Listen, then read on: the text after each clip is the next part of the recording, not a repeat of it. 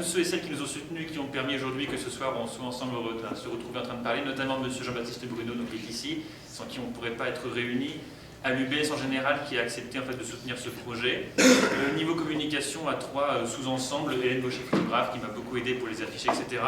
Le site Revue Histoire, donc pour les étudiants ça peut être intéressant, c'est de la vulgarisation scientifique mais accessible à tous. Et le FC Saint-Louis, un sponsor qui est, son représentant n'est pas là aujourd'hui. Alors c'est notamment l'UBS que je souhaite remercier parce que c'est à l'UBS en fait aussi que le projet Loser il a commencé avec donc, monsieur Pierre-Alexandre Luguet qui est ici présent aujourd'hui, qui ne pouvait pas venir hier pour faute de conseil de classe, où en fait on travaillait ensemble tous les deux beaucoup pour fournir des mémoires de recherche et on s'est dit en fait en comparant un peu nos thématiques de recherche qu'on travaillait tous les deux sur des perdants et que ça pouvait être un sujet intéressant pour créer une sorte de faux laboratoire. On en a bien ri puis au final on s'est mis à le faire. Alors on a un petit peu hésité voilà, sur comment le formuler, qu'est-ce qu'on allait faire. On est passé par différents projets possibles, différents noms, notamment l'IGPC pour ceux et celles qui connaissent. Mais ensuite on s'est dit rendez-vous. Voilà. Évidemment l'évidence c'était le laboratoire Loser qui nous est vite venu à l'esprit. Et le but voilà, c'est de proposer des petites conférences comme ça accessibles à toutes et tous sur des sujets variés avec quand même ne serait-ce qu'en général un fil rouge. Le fil rouge, donc aujourd'hui, c'est le même que hier pour cette première session. C'est voilà, est-ce que l'histoire est écrite par les vainqueurs? Ben, c'est justement ce dont on va encore une fois s'interroger, se questionner au travers de 3 conférences. Alors, en sachant que pour tous ceux et celles qui sont familiarisés un petit peu avec l'histoire, vous connaissez peut-être le princeps, à savoir le premier, normalement, si je ne dis pas de bêtises, chez les Romains, le premier des citoyens, ça c'est le titre qui a été attribué à Auguste, mais aussi le premier à prendre la parole au Sénat. Et donc évidemment, notre princeps senatus sera le premier à prendre la parole aujourd'hui, donc monsieur Pierre-Alexandre Luguet, notre impérateur, qui va nous parler d'un moment difficile pour Rome et de la façon dont ça a été fait dans les sources romaines. Donc je vous remercie et on se dit à très bientôt. Merci Yoann. Alors du coup, dans un premier temps, je vais commencer moi aussi par des remerciements. Je vais remercier Yoann pour avoir mis en place la conférence et faire en sorte que ce soit possible finalement. Je remercie monsieur Bruno aussi pour finalement se porter caution de la scientificité de quand même ce qu'on dit. On a travaillé sur les sujets qu'on aborde normalement, généralement, et donc ça permet aussi d'avoir une certaine caution scientifique. On rigole aussi un peu, mais c'est quand même du travail sérieux. Du coup, lorsque Yoann m'a contacté pour la conférence, je me suis posé la question de savoir quelle thématique aborder. Moi, je travaillais à la base sur les exilés romains à la période tardo-républicaine, donc entre la mort de Sylla en 70, 69 avant Jésus-Christ, et la mort de César en 44. Et donc, je me suis dit que je pouvais continuer finalement cette histoire romaine qui m'intéressait grandement, que j'aurais souhaité continuer, mais que j'avais mis un peu entre parenthèses pour pouvoir passer les concours de l'enseignement. Et du coup, l'idée que j'ai eue, c'est quand on parle de l'histoire est-elle écrite par les vainqueurs et qu'on parle de Rome, généralement quand on parle de défaite, c'est passé assez sous silence, sauf une défaite particulière, c'est celle de Cannes en 216 avant Jésus-Christ, pendant la deuxième guerre punique. Et du coup, je me suis dit pourquoi pas se lancer sur la réaction des auteurs anciens. Au départ, je m'étais un peu limité aux auteurs latins, mais je me suis rendu compte que la chose était un peu trop difficile. On n'était pas sur un nombre de sources énorme. Et du coup, je me suis aussi intéressé aux auteurs grecs et à la réaction qu'ils avaient face à la défaite de Cannes.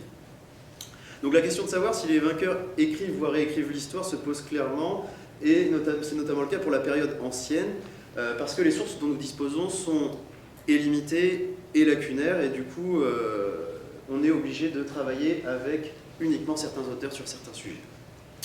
Donc les auteurs écrivent dans un contexte particulier, ce qui veut dire qu'ils ont leur culture propre, leur propre recul par rapport aux événements, en fonction de la nationalité, s'ils sont grecs ou romains, en fonction de la période à laquelle ils se trouvent, si on est plutôt à la période de la restauration augustaine, où on cherche à mettre en avant Rome. Donc tout ça influe sur la façon dont les sources sont écrites. Alors, Cannes, c'est une bataille qui est l'une des plus évoquées en détail. C'est notamment Mathieu Angerbaud qui a écrit qui a fait éditer sa thèse Rome devant la défaite, qui donc nous dit que Cannes, c'est vraiment la bataille où on a le plus de sources, où on a le plus de dires, avec la bataille de Trasimène qui se passe juste avant, en 217, au moment de la même deuxième guerre punique. Et du coup, pour cette conférence, mon choix va se porter sur Cannes uniquement. Et donc, je tiens à le lire ici, je dirais 217, 216, mais toutes les dates s'entendent évidemment avant Jésus-Christ. Donc, afin d'évoquer rapidement la Deuxième Guerre punique, il faut savoir que c'est un conflit qui va opposer Rome à Carthage. Carthage qui est un empire méditerranéen, notamment situé dans le nord de l'Afrique, avec comme capitale la ville de Carthage, en Afrique du Nord. Et à la suite d'un premier conflit qui va se dérouler entre 264 et 241, Rome va obtenir ses premières provinces, premières colonies, c'est notamment le cas de la Sicile, et des traités vont être passés avec Carthage qui vont être très en défaveur de Carthage, ce qui va profondément déplaire à une famille carthaginoise, la famille Barside, dont Hamilcar était le général battu de Carthage. Et c'est son fils, Hannibal, qui va être élevé un peu dans la haine de Rome, qui va tenter de reprendre le flambeau de la guerre contre la puissance qui au départ était italienne et qui devient méditerranéenne. Et du coup, la guerre va notamment rester célèbre pour plusieurs épisodes, la bataille de Cannes, mais aussi pour la traversée des Alpes de l'armée carthaginoise, avec notamment les éléphants de Carthage qui traversent les Alpes. Bon, c'est très connu, mais en fait, sur la trentaine d'éléphants de guerre qui vont traverser les Alpes, ils en sortent à 2. Les Alpes, c'est pas fait pour les éléphants.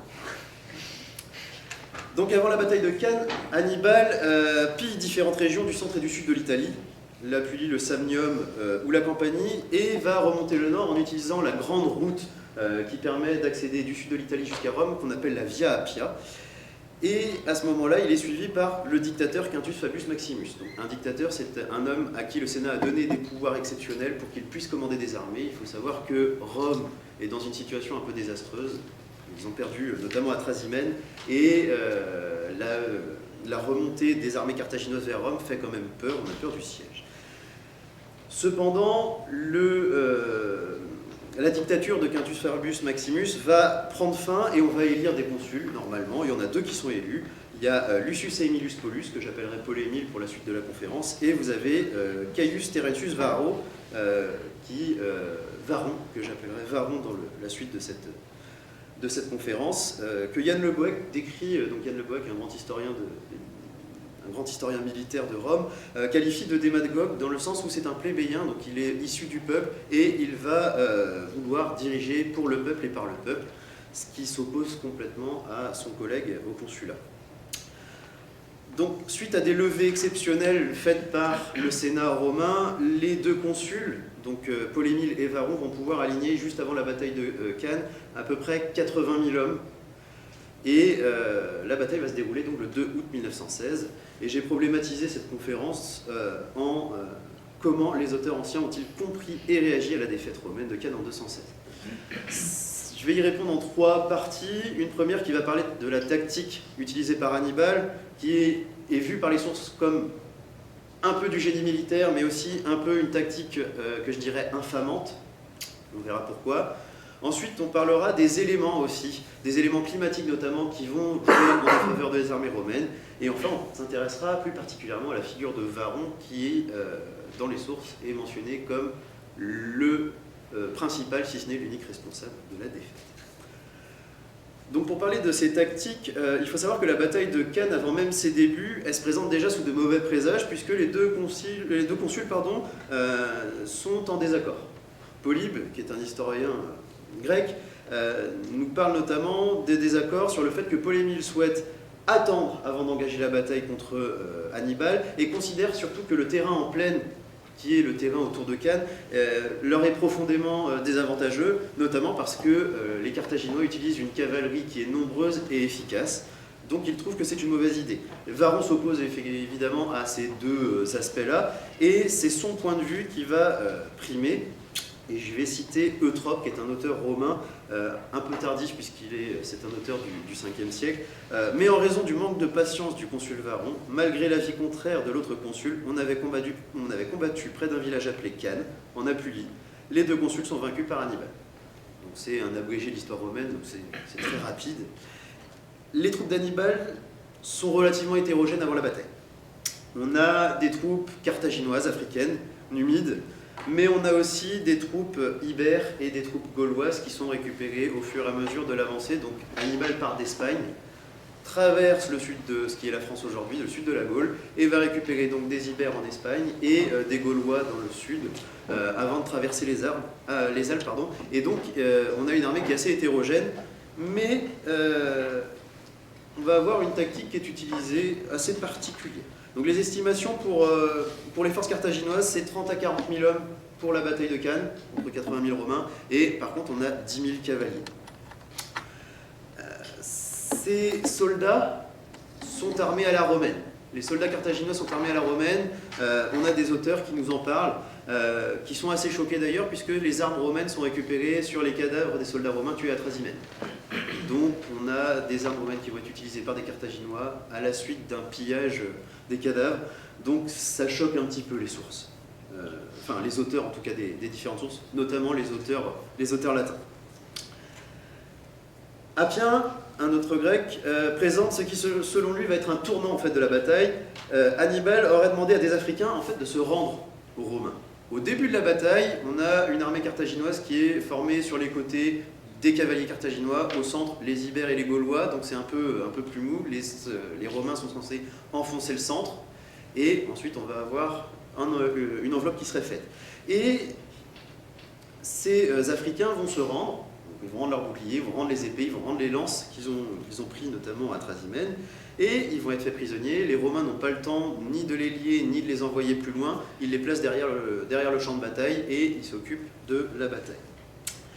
Et le problème, c'est que à un moment, un signal va être donné, et ces Africains ont l'habitude de notamment se battre avec des courtes épées qu'ils avaient cachées sous leur tunique, vont les sortir, et ils tirèrent leur courte épée de sous le repli de leur tunique et tuèrent en premier ceux derrière lesquels ils se trouvaient. Donc on a un premier massacre de Romains qui est fait par des gens qui s'étaient supposément rendus, mais qui en fait avaient caché des armes pour pouvoir prendre à revers les Romains. Et du coup, l'enveloppe va pouvoir se refermer. Du coup, cette tactique va être jumelée à une autre tactique qui est un peu jugée infamante, c'est que notamment les cavaliers, vont faire semblant de fuir. Et progressivement, les Romains vont les suivre pour essayer de les disperser. Et au dernier moment, les cavaliers font volte-face et rentrent dans les armées romaines, ce qui est une autre tactique infamante qui est utilisée, c'est celle de la fausse fuite.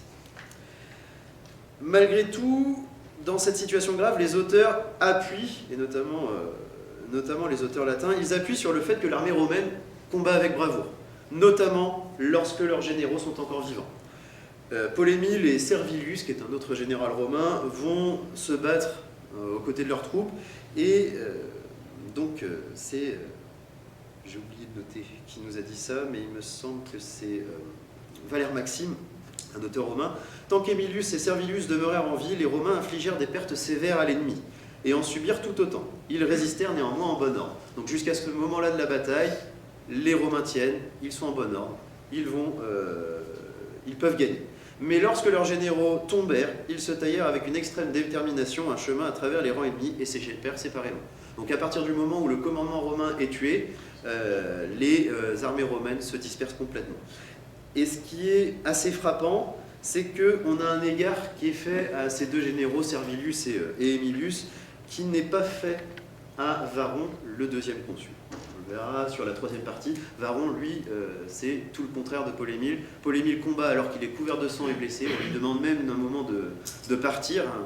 Un jeune sénateur lui propose de prendre son cheval pour fuir et rattraper la cavalerie romaine. Il refuse et combat avec ses hommes et va mourir comme ses hommes. Florus reproche également à cette tactique au général carthaginois, parlant d'Hannibal comme d'un rusé général.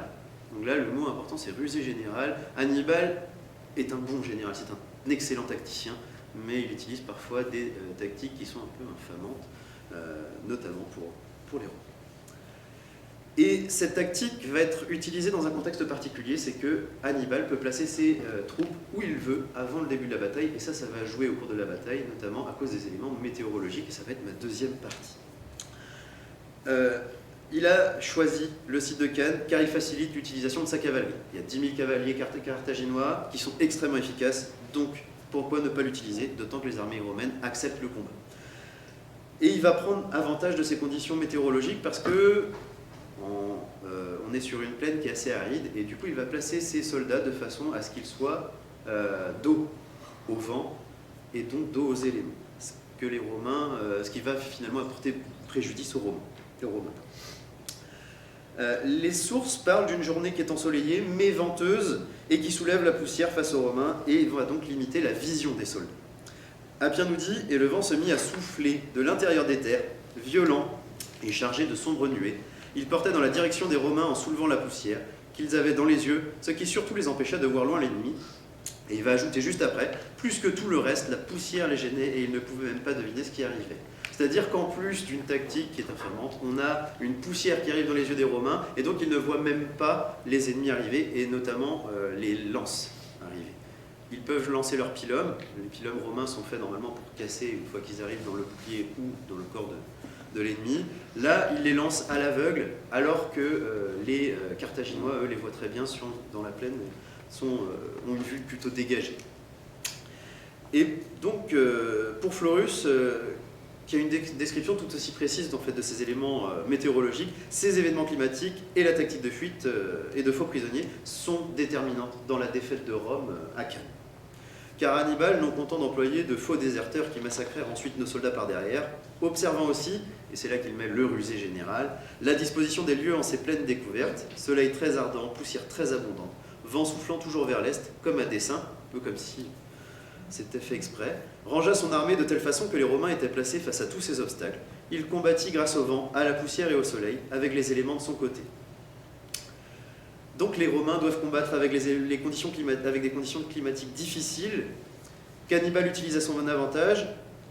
En plus, Rome subit les attaques ennemies et les agressions de la poussière, ce qui ne joue pas du tout en leur faveur.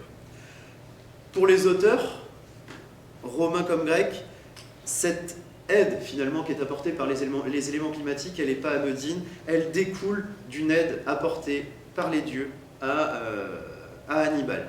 Les dieux ont un peu abandonné Rome à ce moment, en tout cas c'est ce qu'on pense, et ça se voit notamment dans les mesures qui sont prises à Rome à ce moment-là. Donc le Sénat va voter des lois qui permettent déjà de raccourcir le deuil des femmes. Normalement les femmes qui portent le deuil de leurs enfants ou leurs maris morts au combat, ce deuil doit durer plus de 30 jours normalement, où elles n'ont le droit de rien faire, de rien dire, et même pas de prier. Et du coup, on va raccourcir le deuil pour que les femmes puissent retourner prier afin de sauver la cité. Et les sénateurs eux-mêmes vont voter différents sacrifices pour essayer de contenter les dieux et pour essayer d'apaiser leur colère et retourner la situation qui, à ce moment-là, est assez critique. Et la question qui se pose pour les auteurs, c'est de se demander pourquoi, à ce moment-là, les dieux ont abandonné Rome. Pourquoi les dieux sont passés du côté d'Hannibal?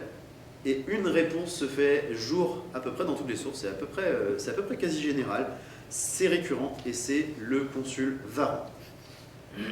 Alors, Caius Terentius Varro, il est nommé quasi unanimement comme le principal, si ce n'est l'unique, responsable de la défaite de Cannes. Parce que c'est lui qui ordonne de combattre en plaine, parce qu'il était en opposition avec ce que disait Paul-Émile, et parce qu'il n'a pas fait preuve finalement de suffisamment de prudence. D'ailleurs, au moment de son élection, donc il est élu en 216, il entre en fonction en mars, en même temps que Paul-Émile, les deux sont comparés. On a Paul-Émile qui est un patricien qui vient des familles les plus importantes de Rome, les plus prestigieuses, et de l'autre côté on a Varron qui va subir dans les sources des attaques extrêmement personnelles, notamment sur son origine plébéienne, voire même bas de l'échelle. C'est-à-dire que Valère Maxime nous parle d'une étonnante promotion pour Varron qui a permis donc à ce dernier d'atteindre le consulat en partant de la boutique de boucherie que tenait son père. Donc un père boucher, c'est normalement quelque chose qui n'est pas très honorable, puisque c'est un métier du sang, c'est un métier qui tâche. Les sacrifices à Rome, normalement, sont propres. C'est-à-dire que si le sang gicle sur le sacrificateur, on est obligé de recommencer. Ça veut dire que les dieux ne sont pas disposés. Lui, il vient carrément d'une famille qui a fait fortune dans la boucherie. Il va utiliser donc la fortune qu'a accumulée son père pour pouvoir se lancer dans la vie publique. Et finalement, Valère Maxime, ce qu'il attaque au-delà de la personne de Varron, c'est aussi son statut d'homo novus, d'homme nouveau, c'est-à-dire que c'est le premier de sa famille à obtenir le consulat. Et donc, il attaque finalement le système de promotion sociale mis en place à Rome à l'époque, de la défaite de Cannes, mais aussi finalement à son époque à lui. La comparaison avec Paul-Émile est claire, qui lui vient d'une très grande famille. Valère Maxime, qui écrit, vient lui aussi d'une très très grande famille.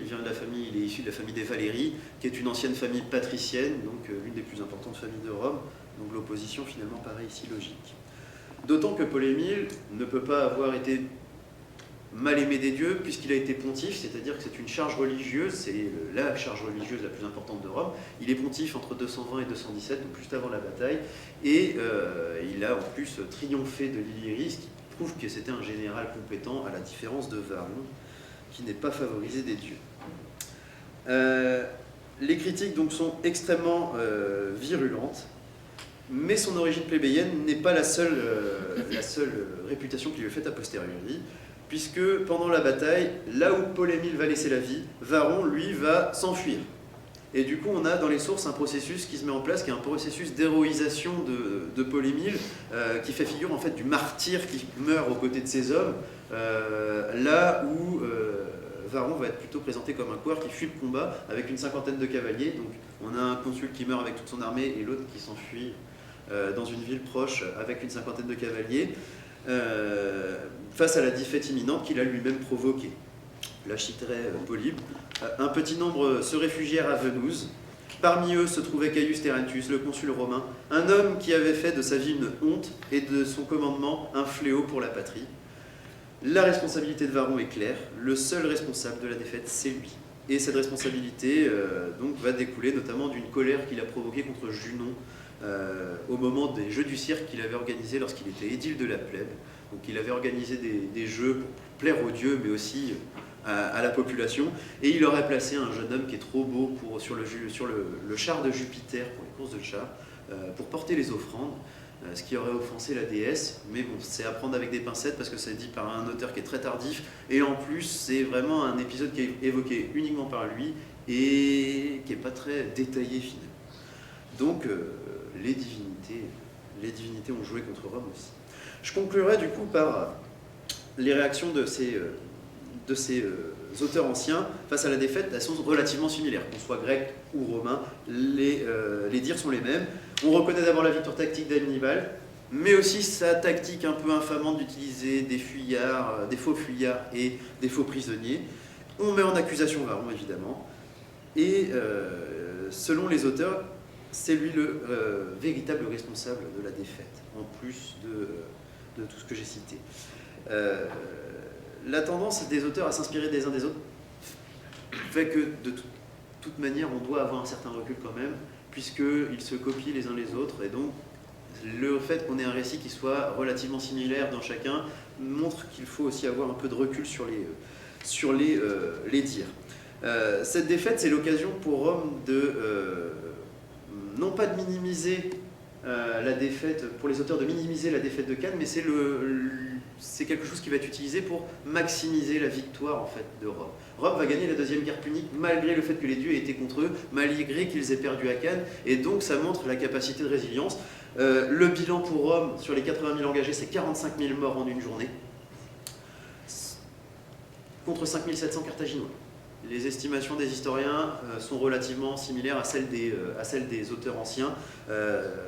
Pour vous donner une idée un petit peu, c'est, si je me rappelle bien, sous contrôle, la première journée de la bataille de la Somme en 1916 pour les Britanniques, c'est 60 000 soldats hors combat en une journée à peu près. Donc là, on est sur 45 000 morts en une journée sans artillerie. Donc c'est véritablement une saignée dans la population civique de Rome. Malgré tout, la cité va réussir à reconstituer très rapidement ses légions, notamment parce qu'ils vont affranchir des esclaves, et ils vont avoir une capacité de résilience qui va être mise en avant par les auteurs pour ensuite, de façon habile finalement, retourner la défaite de Cannes comme finalement une défaite qui a permis à Rome de se renouveler, de renouveler son corps civique et du coup de gagner la deuxième guerre punique en 202. Merci.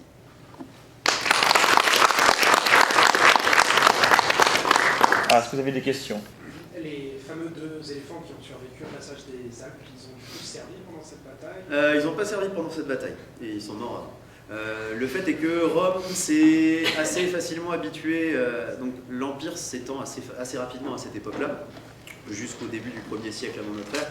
Et ils sont déjà habitués aux éléphants de guerre, puisque lorsque Rome s'étend notamment sur le sud de l'Italie et sur les cités grecques, vous avez des éléphants de guerre qui sont amenés par Pyrrhus. Donc c'est un grec qui est un peu un mercenaire finalement, qui est appelé par les cités, et il arrive avec des éléphants de guerre. Donc c'est assez... dans les sources, on voit que les Romains sont quand même assez étonnés de voir des éléphants de guerre.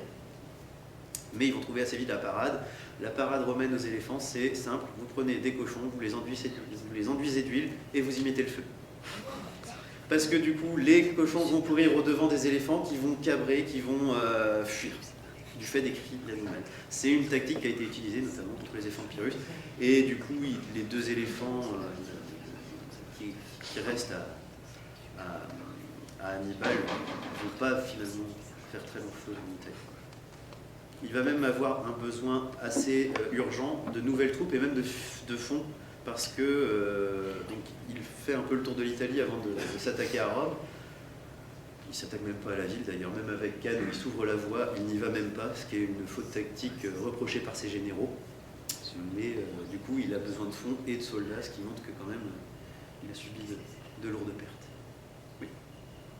Les troupes qui viennent de plusieurs zones géographiques différentes, ça pose pas des problèmes sur la stratégie Non, ça pose pas de problème parce que on a une certaine forme de mercenariat qui est assez traditionnelle à Carthage. Donc lorsque, en plus on est sur des ennemis de Rome, un peu comme des ennemis héréditaires, les Romains en veulent aux Gaulois toujours pour l'attaque de Brennus et là le pillage de Rome. Et du coup, Carthage est habitué à avoir des troupes de différentes origines, d'autant que son empire est assez grand déjà à cette époque-là, puisqu'il dirige l'Afrique du Nord. Donc vous avez des Numides, vous avez des mercenaires qui sont engagés, et il y a aussi des Hispaniques, puisque la famille d'Hannibal est notamment installée en Hispanie. C'est une famille qui va conquérir cette partie sud de l'Espagne et qui va nouer finalement des liens avec les familles aristocratiques là-bas. Et pour les Gaulois, on est à peu près sûr aussi. Est-ce qu'on a des sources de Carthage ou pas? Et est-ce qu'elles confirment aussi la vision des Romains et des Grecs, ou est-ce qu'elles sont totalement différentes? C'est une bonne question. J'ai pas trouvé de source pour Carthage, écrite en tout cas. Ce qui est finalement assez problématique parce que du coup on a un double point de vue gréco-romain, mais on n'a pas le point de vue de Carthage. Après, tu as des auteurs qui écrivent uniquement sur Hannibal. Donc c'est notamment Appien, si je ne me trompe pas, qui écrit un livre exprès sur Hannibal pour montrer à quel point c'était un général excellent, qui fait des biographies de grands hommes. Hannibal en est un, et puis ça permet du coup de grandir un petit peu aussi la victoire de Rome. On n'a pas battu n'importe qui. Donc, mais les sources carthaginoises écrites, non, j'en ai pas trouvé. Je ne pense même pas qu'il y en ait pour l'époque en tout cas. Mathieu Angerbault donc ça c'est sa thèse, Rome devant la défaite. Ça a été primé par le ministère des Armées et édité par l'école française non, les Belles Lettres, pardon. Et il liste toutes les sources qu'il a pu trouver sur les défaites romaines. Il va lister uniquement des auteurs grecs et latins. Déjà trouver des sources sur les défaites romaines, c'est assez difficile. Il le dit lui-même, les défaites à Rome, on s'y attarde pas beaucoup. Généralement, on passe ça en une ligne ou deux, et on utilise en plus un vocabulaire qui est assez différent. Alors, le mot désastre va être utilisé pour Cannes, mais il est utilisé uniquement pour Cannes et Trasimène. On va le retrouver aussi pour la bataille de Teutobourg aussi, dans les forêts de Germanie. Mais autrement, on va surtout utiliser des mots un peu plus légers. On a un repli, on a des troupes qui reculent. On va utiliser des mots qui ne correspondent pas à une défaite ou un désastre. On passe à peu près sous silence.